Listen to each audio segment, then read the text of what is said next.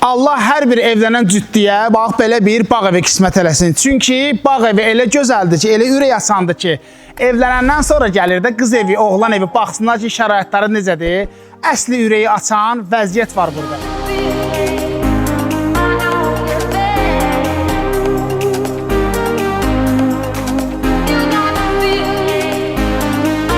Salam əziz Teleqrup izləyiciləri, Qərəm Mərdəkandadır. Mərdəkandan sizlər üçün müasir dəmdəstgahını çəkib sizə göstərmək istəyirik. Ümumi ərazimiz 10 sot, bu gözəlliyi də ki 240 kvadratdır.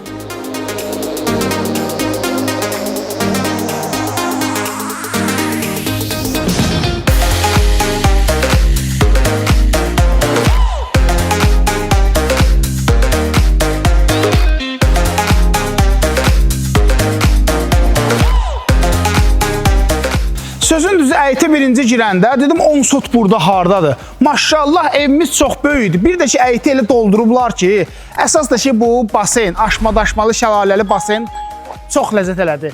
Demək əytimiz tam doludur. Üstübağlı qarajı var, söhbətgahı var, çiməndən sonra duş almaq üçün yeri var. Bir də ki yaşıllıq ərazimiz var.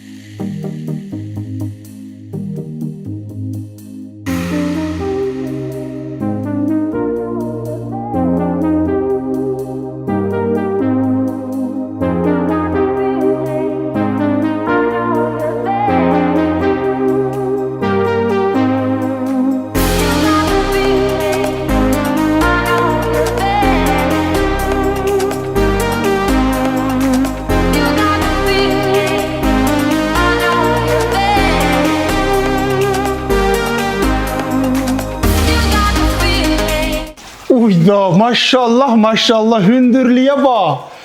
4 metr 20 santim hündürlük otaqlarda insanların ciyəri rahat nəfəs alır. Bir də ki zehin yorulmur da belə yerdə də. Qərəbi də ətraflı çəkəysən.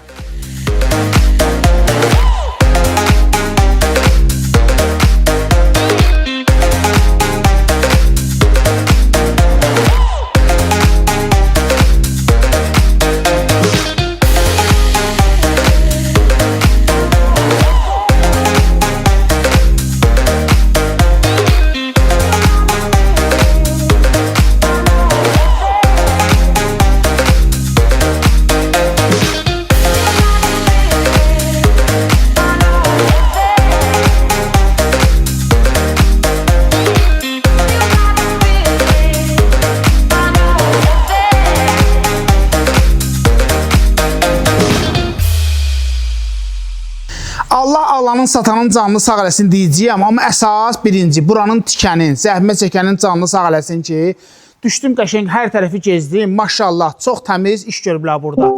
Əgər siz də bu gözəl bağ evimizi bəyəndinizsə, Teleqrupun səhifəsindəki nömrələri yığacaqsınız, qarəs YouTube gələcək bura. Allah alına da sıtına da xeyir versin. Görüşərik dostlar.